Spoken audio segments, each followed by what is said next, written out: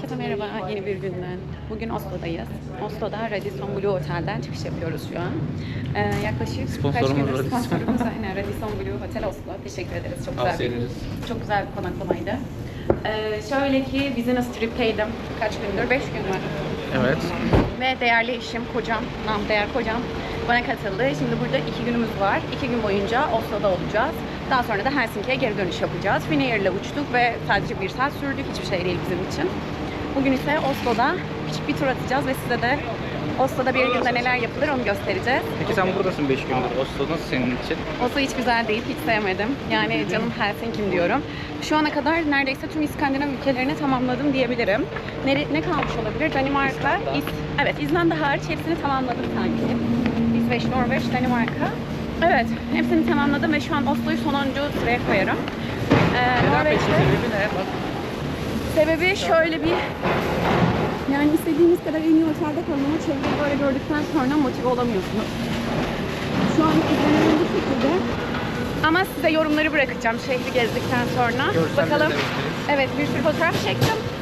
Onları da sizinle paylaşırız. Bakalım sizin yorumunuz ne olacak. Ama şu ana kadar İzlanda'yı gezmememe rağmen Norveç'i 1'e, sona koyuyorum. Danimarka'yı 1'e koyuyorum. Helsinki'yi de 2'ye koyuyorum.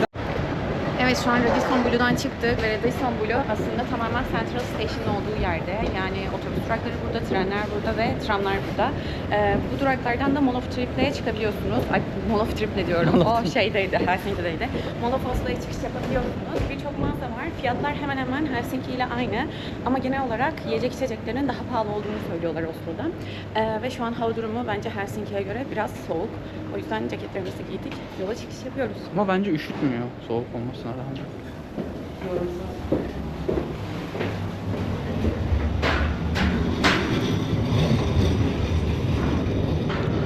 Ya da ben mi daha çok alıştım? Belki. Şimdi şurada bir tane kilise var. Merkez Kilise diye geçiyor. Yani adını unuttum ama şurada bir kilise var. Biz ise şu alışveriş caddesinden yürüyeceğiz. Bu alışveriş caddesinde ise birçok markayı her yerde bulabilirsiniz. Yani birçok marka aynı yerde, aynı cadde üzerinde. Bu caddenin sonunda da Kraliyet Palas yani King Palas'a çıkacağız. King Palas'tan sonra da tamamen Oslo sahilinden yürüyüp görülmesi gereken yerleri size göstereceğiz.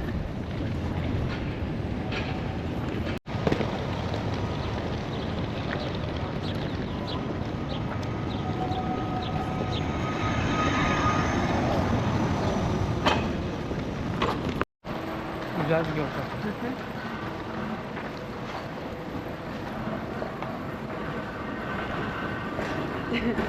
Çok süper.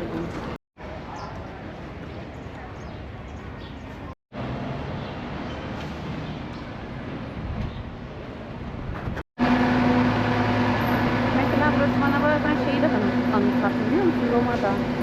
Şimdi bak çıkmaz birkaç merdivenlerden öyle görebilirsin.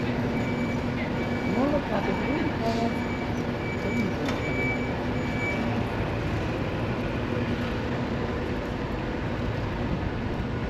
Jones Gate, Evet, buranın Oslo'nun ismi var. en merkezi alışveriş caddesi. Evet, biraz önce oradan yürüdük. Prada da görebiliyorsunuz. İşte Kicks gibi markalar, MAC gibi ya da Louis Vuitton gibi markaları bulabileceğiniz bir caddedeyiz. O caddeden yürüdük şöyle bakmak gerekirse. Bu cadde Kraliyet Sarayı'na kadar uzanıyormuş. Evet, orası da şu. Tam karşıda gördüğümüz yer aslında daha şaşalı beklersiniz Kraliyet Sarayı'nı ama o sadece çok basit bir building gibi, çok basit bir bina gibi. Şimdi şu Johans Gate'in önünden bakalım. Ön tarafı havalı gözüküyor. Çocuklar, küçük çocukları çalıştırıyorlar. İnşaatını kırıyorlar. Okuldan çıkmışlar. Evet, burası. Peki Carl Jones hakkında bize kısa bir bilgi verir misin? Çok havalı.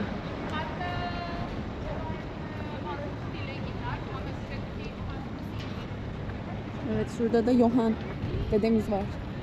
Anne varsın Fransız olduğunu biliyor musun? Hayır. Napolyon'un mereşeliymiş. Aa, Evet. yani senin dediğin doğru çıktı. Napolyon'la bir bağlantısı var. Ama güzel gözüküyor alan. Güneş çıkana kadar soğuk, güneş çıktıktan sonra çok sıcak. Carl Jonas. Johan. Evet. Johans. Napolyon'un Maraşeliymiş. Hı hı. İsveç'le Norveç'i bir arada yöneten ilk hükümdar. Wow. yıllarda Güzel. yaşamış. Tabii bilgi daha vermek istiyorum. Karl Johan Napolyon'un mareşaliydi. Fransa'da doğmuş bir general. İsveç'te, Norveç'te nasıl bir kral oldu değil mi? Bunun asıl sebebi İsveç'te o zamanlar kral koltuğu boştu ve generaller yeni bir kral arıyordu. Karl'ı davet ettiler. Ama Karl da bunu bir şartla kabul etti. Şartı da Napolyon'a karşı savaş açmasıydı. Ve Napolyon'a karşı savaş açtı krallık koltuğuna oturduktan sonra. Enteresan bir bilgi. Evet. Gidelim. Tarih. Şimdi Oslo Üniversitesi'ne doğru geldik. Bu sağda görmüş olduğunuz bina Oslo Üniversitesi. Geride parlamento binası vardı aslında, o Johan Gert'in olduğu yer.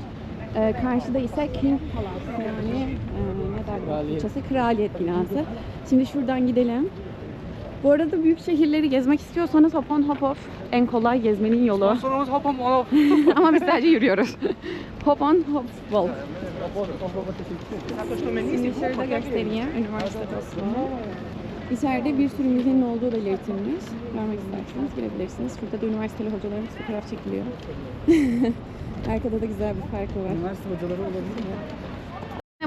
Sizinle burada dikkatimizi çeken bir şeyden bahsetmek istiyoruz. Gördüğünüz gibi 2 tane kırmızı ışık, bir tane ise yaya için yeşil ışık var.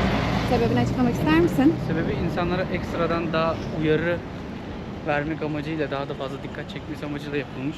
Burada insanların hiçbiri kırmızıda durmuyor. Avrupa olmasına rağmen çok şaşırtan bir şey bu beni. Belki de ben o yüzden buradan çok büyük haz alamadım. Burada tamamen Yayalar genelde kırmızıda durmuyor. Arabalar duruyor sanki. Arabalar duruyor ama kuralsızlık ülkesi gibi gözüküyor benim gözümde. Daha Amerika mari.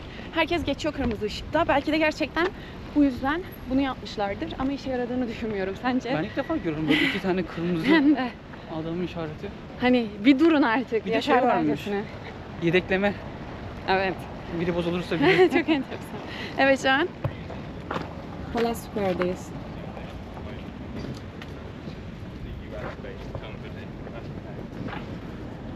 Palace Square mi? Yerinde bu.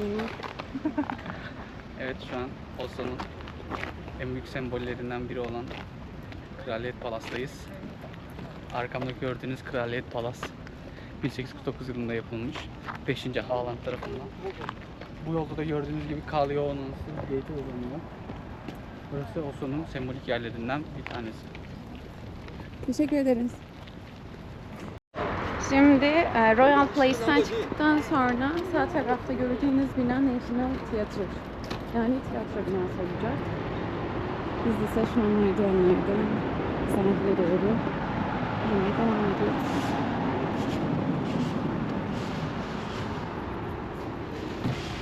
Evet arkadaşlar, şu an Nobel Barış Merkezi'ndeyiz. Görmüş olduğunuz bina Nobel Barış Ödülleri'nin verildiği yer. Öyle mi? Evet, öyle. Nasıl? Hikayeyi anlat bize. Alfred Nobel dinamit mucidi ve Nobel Barış Merkezi'ni kuran adam. Bu Alfred Nobel'in vasiyeti üzerine Norveç'te verilmesini rica etmiş ve her yıl 10 Aralık'ta, yanlış hatırlamıyorsam, burada veriliyor. Yani burada çılgın fikirler, büyük fikirler burada dile getiriliyor. Çok farklı. Çok enteresan bir yer gerçekten. Neden Norveç'i seçtiğini de bence hani Norveç'in eşitlik, adalet, Evet, İskandinav. Evet. İskandinav şeyinden. Her yerde aslında öyle. Acaba o adam buralı mı? Alfred Nobel mi? Yok, buralı değil. Belki de o yüzden burayı seçmiştir. Bilmiyorum. Ya şeyden dolayı seçmiş. Oslo'nun, yani bu Norveç kültürünün gerçekten eşit ve gerçekten bu komitenin hak edene verileceğini inandığı güzel. için Anladım. seçtiğini söylüyorlar. Peki hala sadece burada mı veriliyor Nobel Barış Ödülü? Evet, Başka ülkede de burada veriliyor mu? İsveç'te çoğu barış ödülleri İsveç'te veriliyor ama Nobel Barış Ödülü sadece Güzel.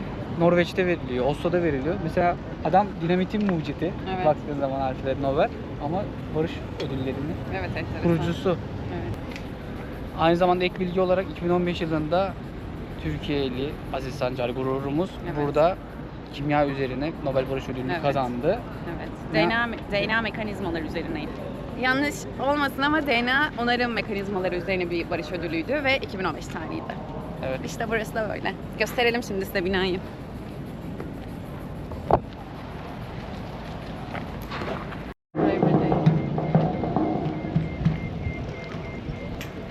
Hadi gidelim. Evet arkadaşlar, Nobel Barış Merkezi'nin yanında National Museum'u görebilirsiniz. National Museum'e girmeyeceğiz tabii ki de. Ve burası da Oslo'nun ülkesi limanı. Oslo limandayız. Ama liman burada bitti. Ben aslında şuradan yürümek istiyordum. Burada kruzlar varmış ama şeye gitmiyormuş. Yolları geziyor. Balıkçı kasabalarında liman yanlarından geçiyor böyle yani. O zaman bunu bir araştıralım. Belki vaktimiz olur, yapabiliriz. Bence çok güzel olabilir yani. Tamam. Eğer öyle bir şey varsa. Eğer bu videonun altına 200 Yorum yaparsanız sizler için Tromsø'yu gezeceğiz. Bir sonraki tatilimiz Tromsø olacak. Şuradan göstermek istiyorum. Hikayeleri. Fisherman's. Peki Oslo neyle meşhur? Balık. Ve Sence? O brown kahverengi peynir. Siyah peynir. Evet, kahverengi. Brown peynir. Brown cheese diye bir şey var Oslo'da. Ve çok meşhur. İsterseniz buradan alabilirsiniz. Evet, balıklarıyla meşhur ama o peynir de aslında ince dilimli cheddar yumuşaklığında. Ama nasıl tarif edeceğimi bilmiyorum Tadı çünkü peynir tadı değil. karamel gibi aslında ve tereyağı gibi çok değişik bir tat. Yani hediye olarak bence çok rahatlıkla birine götürülebilecek özel bir lezzet olduğunu düşünüyorum. Ama tarif edemiyorum. Peynir mi, karamel mi yoksa değişik. Değişik bir şey. Şimdi kruzların olduğu yerdeyiz. Buradan günlük kruzlar 10.30'da başlıyor. 15.30'a kadar devam ediyor. İstediğiniz küçük kruzlara binip gezi yapabiliyorsunuz. Mesela şu Stohol'a gidiyormuş. Çok da güzel gözüküyor bence. Çok klasik. Ama ben şu büyüklerle gitmeyi tercih ederim. Evening kruzlar varmış. Mesela şuradan bir fotoğrafını çekebiliriz. Nasıl alınıyor biletler, onlara bakabiliriz. Fiyatları da yazıyor şurada. Evet, bunlar akşam 19'da başlıyormuş. Summer Evening Cruise mesela. Burada not 659 yazıyor. Fiyatlar bu şekilde. Bunu euroya çevirdiğinizde aslında bir tane nokta koyup 65 euro kadar ama bundan da biraz düşük bir oran. Yani 60 euro falandır diye düşünüyorum fiyatlar bu şekilde. Evet. Şuradakilerde 2 saatlik normal cruise varmış. Bu şekilde.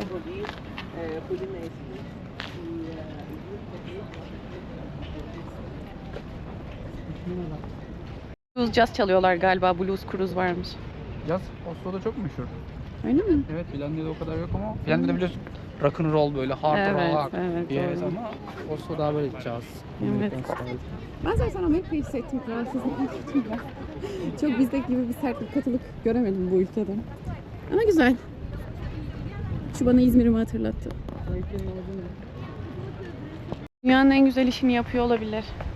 Geliyor ve çiçeklerdeki o kötü çiçekleri topluyorlar. Harika bir iş değil mi? Yeter ki bizim gözümüz güzel görsün diye. İnanılmaz.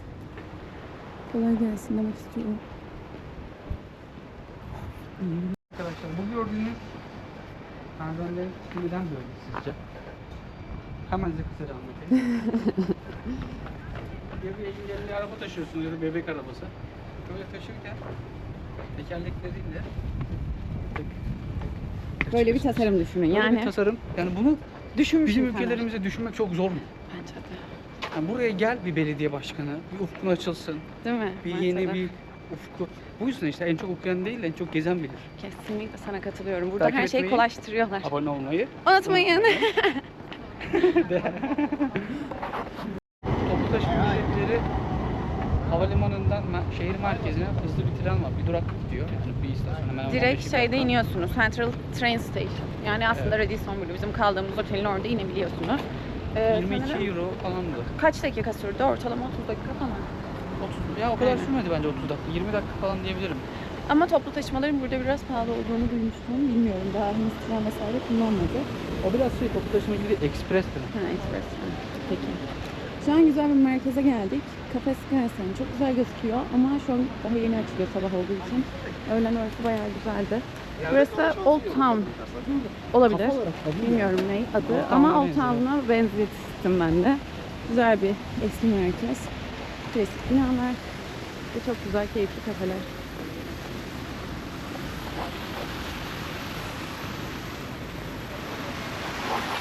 Cari, vengan que nos va el hombre.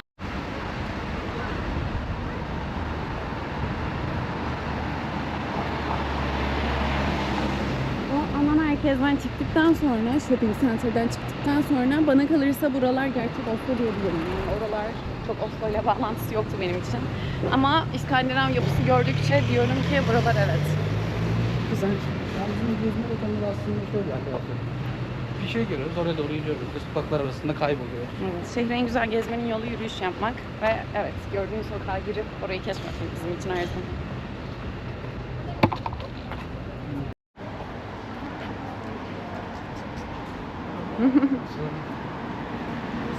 tıraş etmeyi öğrendin değil mi? Evet. Beni tıraş edeceksin. Sizce bu trafik lambası neden eğitiliyor musun? Hayır. Takipte kalın.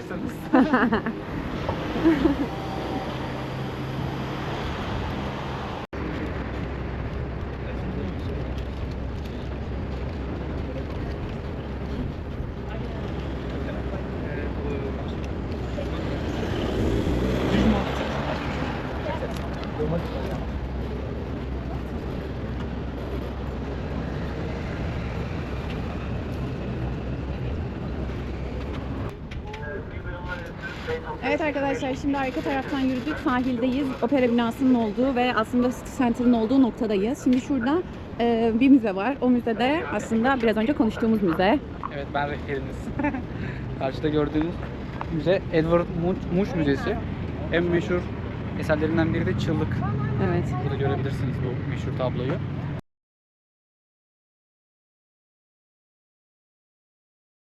Norveçli bir ressam.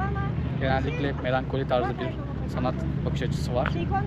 Ve bu müzede de 3 çeşidini sergiliyorlarmış. Giden arkadaşlarımız bahsetti. Her yarım saatte bir önce eskiz çizimi, daha sonra başka bir çizim tarzı, daha en son orijinali gösteriliyormuş. Yarım saatte bir. Yani şansınıza denk gelirse o gün onu görebilirsiniz ya da beklemeniz gerekiyor. Peki şey mi? Hepsini kendi çizmiş değil mi? Üçünü? Evet, üçü de kendi çizimiymiş yanlış bilmiyorsam, ama orijinali şans eseri görülüyormuş. Göremeyen kişiler var, beklememişler çünkü.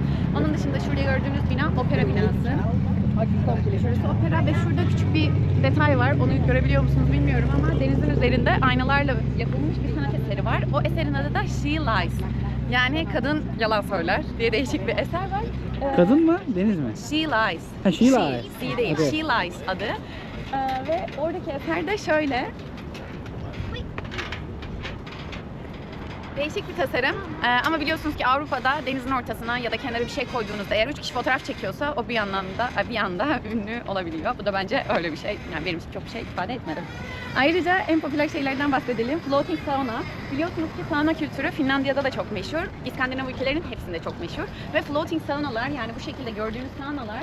Yüzen Hatta sauna arkada değil mi da var. bunlar? Böyle Evet. açılıyor. Ve şurada da var farklı çeşitleri. Hem yüzüyor, hem sauna, hem de güneşliyken güneşlenebiliyorsunuz ya da dışarıda oturabileceği alanlar olan, hatta şuna bakalım, şöyle de saunalar var. Ortalama 90 dakikası 38 euro şeklindeymiş ortalama konuştuğumuza göre.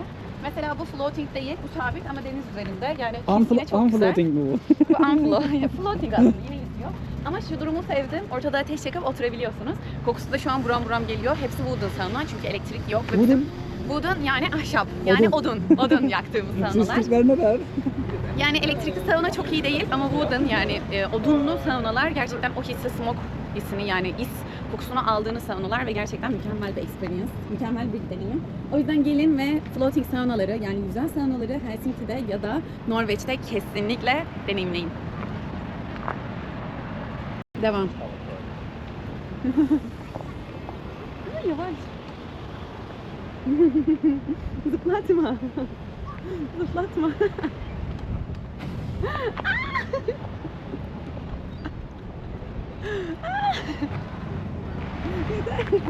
Yeter. Aşkım. Durunca inelim yeter. Ya yeter. Çocukken de çok korkardım böyle şey. Evet, kaldığımız yerden devam ediyoruz. Şimdiki rotamız Food Market Hall. Bizim Finlandiya'dakine benziyor diye düşünüyorum. Birçok balığı görebileceğimiz bir yer olduğunu düşünüyorum ama henüz gitmedik. Şu an yoldayız. Kaç dakika var yürüyüş yolu olarak? Kaç dakikalık bir yol? Yaklaşık 1 kilometremiz kaldı. 1 kilometre. Güzel. Şimdi bu caddeden yürüyüp Food Market Hall'a gideceğiz. Evet arkadaşlar, şu an hala yürüyoruz ve buranın kimse bana İskandinav ülkesi olduğunu söylemesin. Sen ne düşünüyorsun canım? Bence de çok böyle İskandinav ruhunu hissettiren, belki gezdiğimiz yerlerden kaynaklı ama genel olarak Oslo'nun 3'te 2'sini gezdik. Yani hani merkezdeydik tamamen. Belki dediğimiz gibi o küçük köyler çok daha güzeldir. Ama şu an için Oslo merkezde ben düşüncemin Çok fazla arkasındayım. beklentiye girmeyin. Evet. Sonuncu sıraya koyuyorum İskandinav ülkeleri arasında.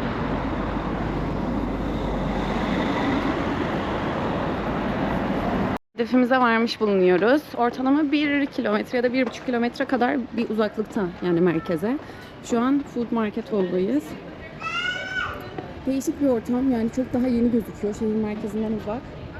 Şimdi içeriye gidip biraz keşfedelim neler var neler yok. Bakalım değişik neler göreceğiz. Bol bol balık göreceğimize eminim. Yes, of course. Norveç'i hissedebilmek için en iyi rotaya geldik. Food Market Hall. Yani yemek bölü. Bol bol. Bahsettiğimiz şey bu değil miydi? Geleneksel buna benziyordu. Bu mudur acaba? Bakalım devam edelim.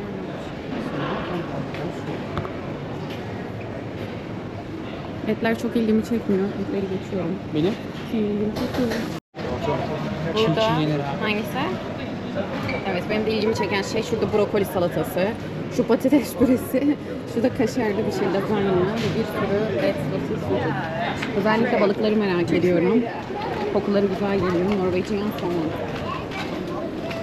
Mesela şu farklı bir şey gözüküyor. Bu ahtapot gibi. Şu balıklar güzel. Bir sürü çeşidi var. Bizim yediğimiz geçen size yaptığım pestolu. Evet. Çok iyi. Nasıl tariflerim var ama? Harika. Kocaman. Bir de şuradakiler var. Burada da sanırım hazır yemek, tavuk salatası gibi şeyler bulabilirsiniz. Evet, gerçekten şehri tanımanın en güzel yolu yemeklerine bakmak ya da denemek. Peynir. Peynir uzmanı sensin. Sanırım peynirleriyle meşhur olabilir burası da. İstersen bence verebilirler. Meşhur olan peynirini size göstermek istiyorum. Evet şu.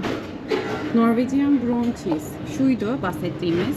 Çok güzel hediyelik olabilir. Çok farklı tadı var. Tarifsiz yani böyle tatlı ya da tuzlu. Farklı bir ürün. Tabii ki de tatlısız olmaz. Sanırım en önemlilerinden biri de turta, blueberry. Blueberry Finlandiya'da meşhur olduğu gibi burada da meşhur.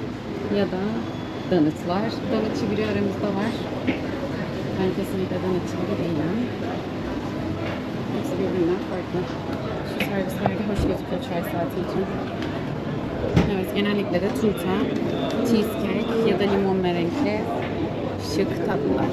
Harika. İtalya her yerde. Pastalar yani makarnalar, domates sosları, peynirler, zeytinyağlar. Gerçekten İtalya her yerde. Burası da Asya. Çok beklediğim kadar bir balık göremedim. Bilmiyorum, biraz daha gezmeye devam edelim. Sence? Çok büyük ülkeler. Aynen. Burası sanırım daha turistik bir mekan olduğu için her tada ulaşabiliyorsunuz. Şunlar benim ilgimi çekiyor. Evet, bunlar Norvegian diyebilirim. Ekmek.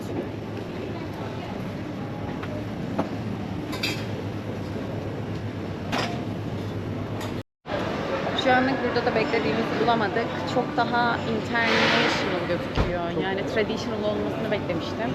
Kesinlikle international. Çok gelmenize gerek yok. Ama yani şehirde bulabileceğiniz şekilde seafoodları burada da yiyebilirsiniz. Şehirde de yiyebilirsiniz.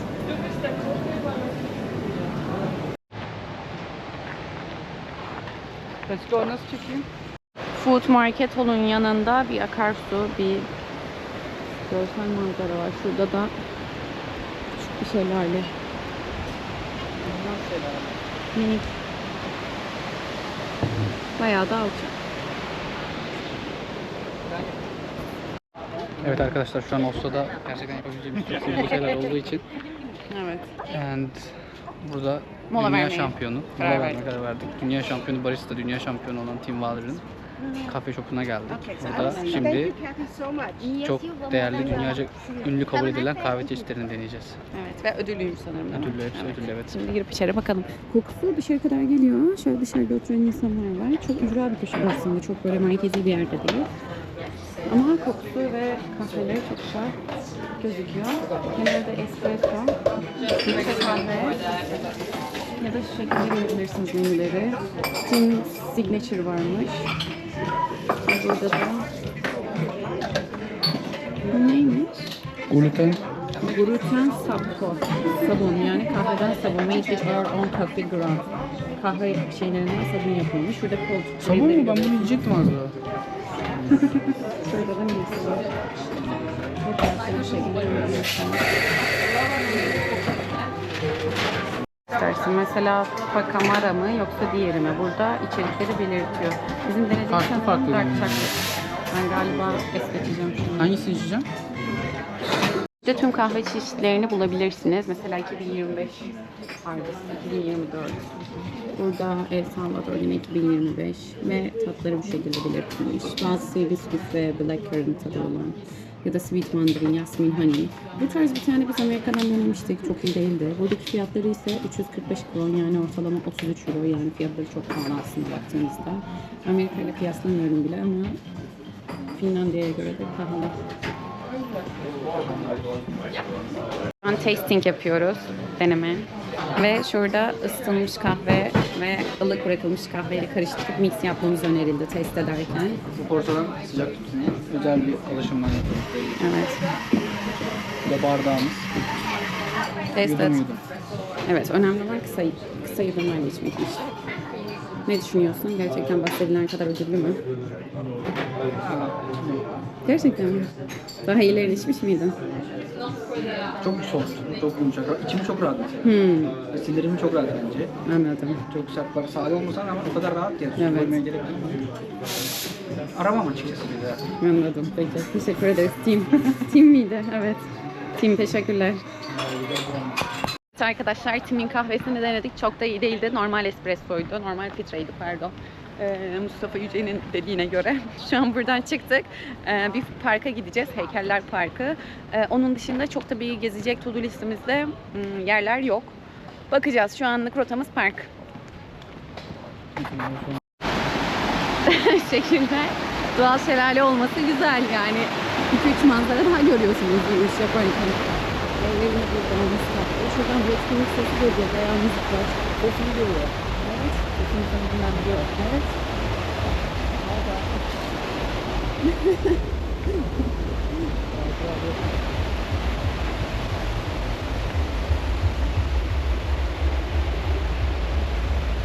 Market Hall'un karşısında görülmesi gereken bir noktadayız.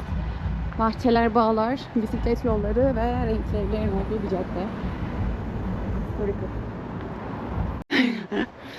Evet, bu cadde bayağı popüler. Gezilmesi gereken caddelerden biri ama ben istemezdim burada yaşamak. Herkes benim önümü neden çeksin?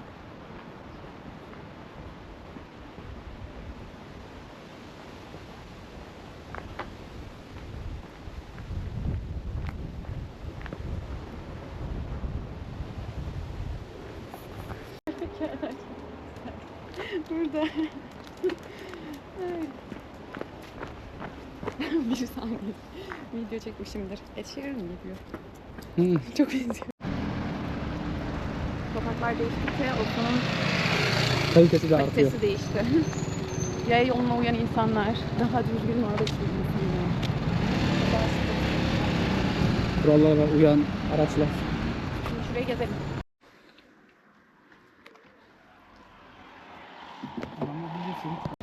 Evet, yine güzel bir yere geldik.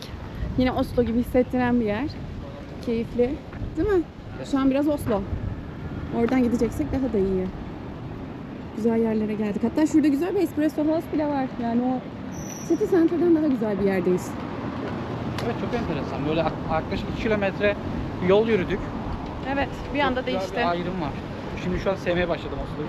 Ben de mesela gerçekten şu an sevmeye başladım. Şu sokaktan mı gitsek? Orası renkli ve güzel gözüküyor. Ya da buradan mı gidelim? Buradan bir Tatlı molası vermek için güzel bir yere geldik. Tasarımları güzelmiş. Minnoş. Oo, şunlar da havalı.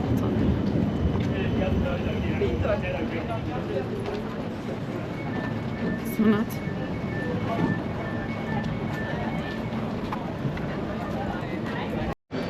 Şimdi bir mola vermeye, burger yemeye geldik. Valkiran diye bir yerdeyiz. Çok güzel bir yer gözüküyor.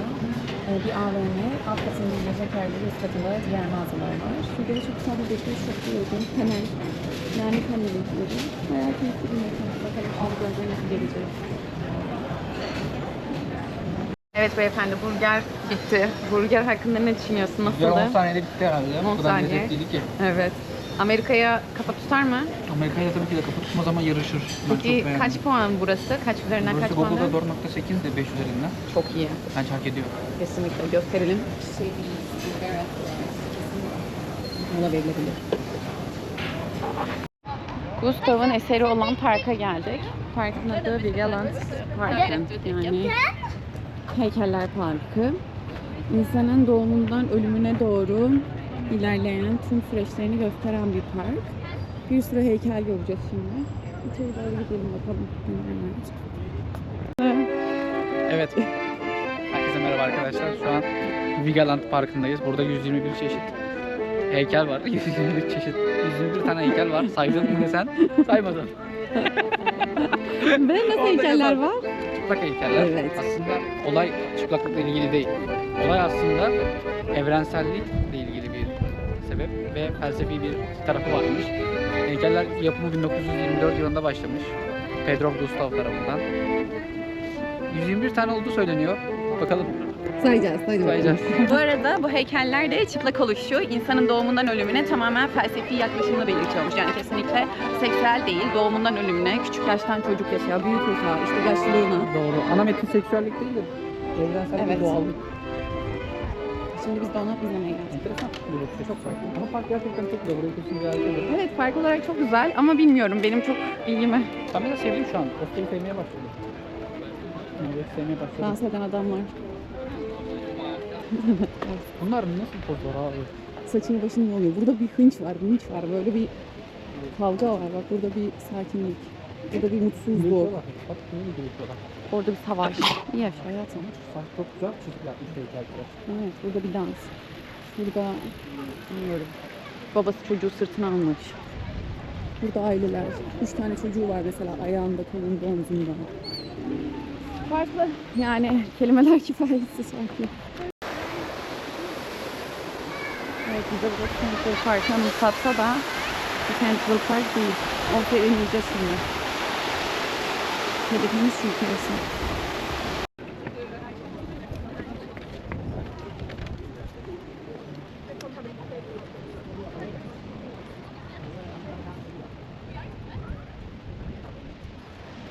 Hayırdır? Sıkıntı mı var? Çok ters bakıyorsun.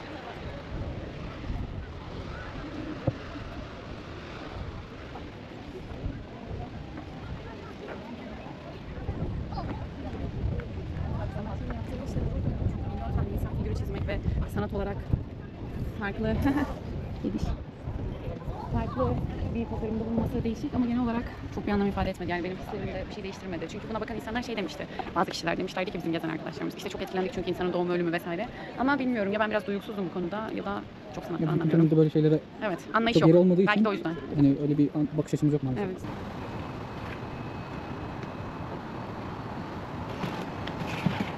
Oha.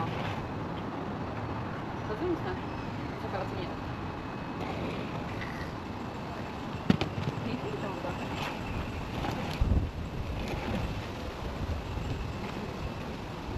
Yiyor mu? Neydi? Kale. 100 kişiler yere.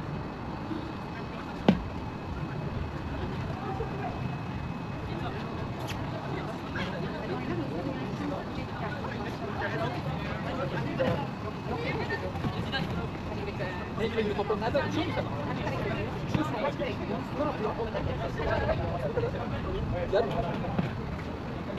Bir tesis.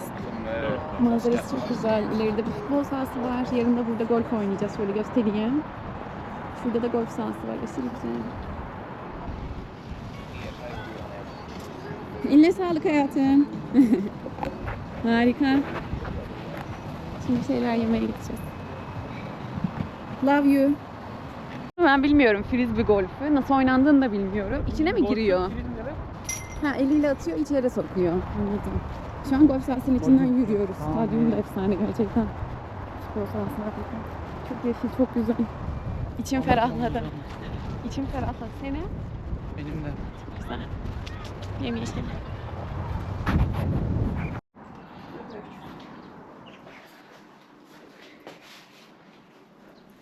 Evet arkadaşlar, son gün böyle bir odaya gelmiştik. Bu oda çok güzel ormanın içinde bulunuyor.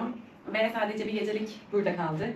Şimdi bugün son günümüz. Çok kısa bir müze turu yapıp havalimanına geçeceğiz. Burası çok uygun bir otel. Geceliği 80 euro. 2 kişilik kalabiliyorsunuz. Genelde boş bir tesis ve tamamen ormanın içinde olması harika. 4 kişi de olabilir şansınıza. Normalde 4 kişilik oda ama burası dediğim gibi boş. Ama kalma olarak çok güzel, kahvaltı dahil. Kesinlikle böyle bir yeri seçebilirsiniz. Oslo'yu hissetmek için birebir şehir merkezinden uzak. Norveç'te ikinci günden merhaba arkadaşlar.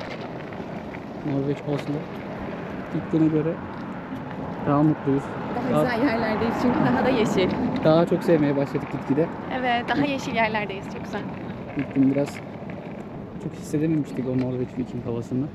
Ama şu an şuradan bile baktığımızda aslında hani manzara güzel, yeşil, işte daha Norveçli evler mevcut. Ve oradakiler ve kumlar. Çok güzel. Biraz Oslo'nun tren istasyonu tarafı çok göçmen, evsiz olduğu için biraz çekinip korkmuştuk ama daha çok şehrin içerisine girdiğimiz için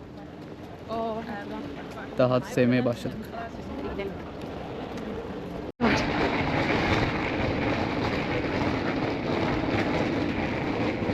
Kucakta gerçekten güzel.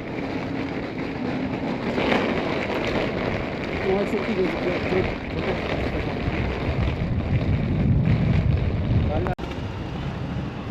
Evet. Oatly, my love. Her zaman. Yalan.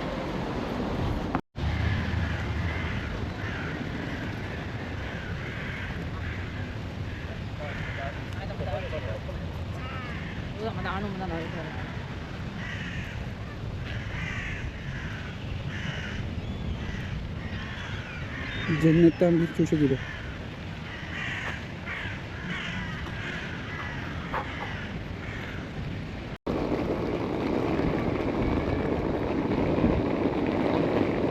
Değişik bir yere çıkıyoruz biliyor musun?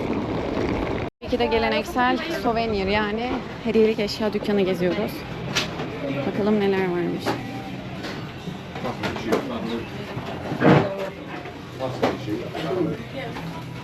Christmas spiritli bir sabun varmış. Hiç Christmas'ı hatırlatmadı bunu sana. Evet, saunaya. Sauna gidiyoruz belki. Tabii ki de şöyle Norveç şeyler.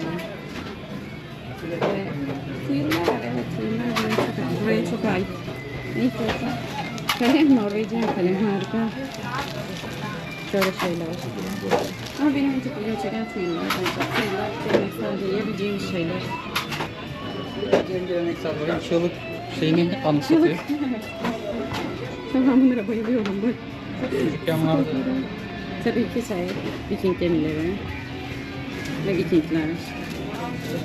Yani böyle şeyleri bulabilirsiniz. Tüyler de güzelmiş. Bir de Norveçli bardaklar. Klasik. Şimdi bizim görevimiz buradan bir sticker almak. Bir de magnet her zaman gibi seçeneği.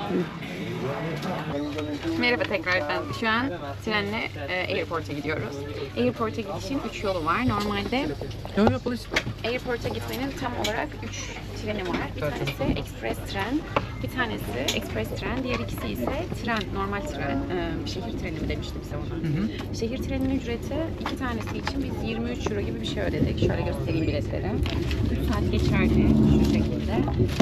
Başlangıç ve bitiş tarihleri, bitiş saatleri belirlenmiş. Biz R11 trenine bindik ve 23 euro iki kişi için dedik. Eğer Hızlı trene binseydik, evet o da kaç? Tanesi 25. Tanesi 25 ama daha hızlı gidiyor tabii. Böyle ve ben bu treni çok beğendim. Bildiğin şurada kahve içme yerleri, kitap okuma noktaları. Ne kadar sürecek? Yaklaşık 20 dakika kadar gözüküyor. 20 dakika. Aşırı ferah, aşırı temiz, şu şekilde bavul koymayan bir. Yani ben şu an şey gibi hissediyorum. Sanki Rovaniemi treniymiş gibi değil mi? Bayağı başarılı. Ve bilet almak da çok kolaydı. Tüm kartlar geçerli. Bu şekilde. Bize iyi yolculuklar.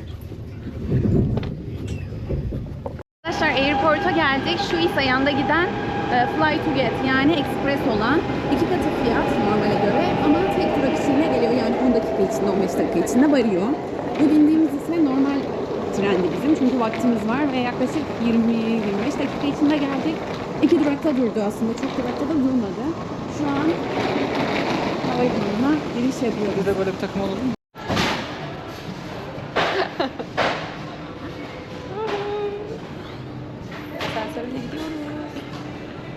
deneyeyim. Teşekkürler. Bir de şöyle beni, bir de beni tek çek. Atladım. Kapımıza gidiyoruz. Oslo Airport. Oslo'ya mı gidiyoruz? Helsinki'ye gidiyoruz evimize. Oslo Airport. Oslo Airport'tayız. Helsinki'ye gidiyoruz. Departures. Nasıldı aşkım gezi sana sence? Nasıl geçti? Ta ilk kapaklasset. Klampa farre. Bak Norveççe söyledim. Yani hiç güzel geçmedi. Bence güzeldi. Çok iyi değildi. Bir daha gelmeyiz ama güzeldi. Yemekleri güzeldi benim için. Business trip olmasa gelmezdim Oslo'ya. Yani Tromsø'ya giderdim ama Oslo'ya gelmezdim. Onun dışında insanları daha güler yüzlü Finlandiya'ya göre. Evet, Şimdi doğru. fiyatlar Oslo ve Finlandiya hemen hemen aynı bence. Oslo'nun daha pahalı olduğunu söylüyorlar. Toplu taşımalarda daha pahalı diyebiliriz. Onun dışında söylemek istediğim bir şey var mı? Beni çekerek niye konuşuyorsun? Başka söylemek istediğim bir şey var mı? Sence? Finlandiya'ya gelince kesinlikle bu geri dönüşüm mağazaları olsun. Onları ziyaret edin. Kesinlikle. Antikacıları ziyaret edin. Çok enteresan şeyler çok uygun fiyata bulabilirsiniz. Kesinlikle ve tarihini görmek için aslında şehrin. Anlamak için çok iyi. Yani kültürünü tanımak için. Müzeleri de ziyaret edin. Evet, Viking Müzeler de Müzesi çok maalesef güzel. kapalıydı biz geldiğimizde ama imkanınız varsa kesinlikle Viking Müzesi'ni gezin. Gerçek Viking'in gemisini göreceksiniz orada. O bizim aklımızda kaldı açıkçası. Onun dışında benim söylemek istediğim pek de bir şey yok. Evet, Senin? sanatla ilgilenenler için gerçekten doğru bir şehir. Evet, doğru. Çok sanat. Müze, sanat, evet. Ama onun dışında çok tarihsel diyemeyiz. Şimdi biz kapıdan geçiyoruz. Bay bay. Bye. Airport'ta kuzeye yürüdükçe güzelleşti değil mi aşkım? Şimdi gate'lerden geçtik. Domestik. Güzel yerler var. Şimdi de International'a gidiyoruz. Evimize gidiyoruz ama asıl evimizi de orada gördüm. İstanbul TK uçuşu varmış. Şimdi biraz duty free gezelim. Bakalım neler var. we can go back out. Şu an biraz duty free geziyoruz ve fiyatları size göstermek istiyorum. Gerçekten normale göre çok daha pahalı fiyatlar. Yani bizim duty free'mize göre ya da Helsinki'ye göre 40 çok yaşından pahalı. sonra şey kokusu bu. Anladım. Bekar, 40 Erkek. yaşından sonra bekar, erkek kokusu. Korkunç. Fiyatı da şu. 40 yaşındaki Çılgın bekar. fiyatlar arkadaşlar. Aşırı yüksek. 40 yaşı üstü ve bekarsanız bunu. 375 euroya. Tabii ki de balık yağı. Aşkım test etmiştin. Nasıldı balık yağı? Sabah omega 3. Nasıldı? Çok mu kötü? Ama sevdiysen alabilirim. Sağlık için her şey içilir ama balık yağı asla içilir. Evet, eğer unuttuysanız evinize giderken bir tane kocaman bir tuğla alabilirsiniz. Çok güzelmiş aşkım. Gerçekçi. Evet ve böyle de güzel yine hediyeler, figürler Airport'ta bulabilirsiniz. Fiyatlar bence merkezle aynı. Merkezde de böyleydi, pahalıydı. Size yediğim en iyi dondurmayı göstermek istiyorum. 1924. Aslında bu değildi sanırım benim en iyi yediğim dondurma. Bu da ikincisi. Ama çok güzel. Gerçekten güzel. Norveç'e gelince dondurmalardan deneyin. Evet arkadaşlar bunlar Viking kılıçları. Müzede bunlardan bir sürü var.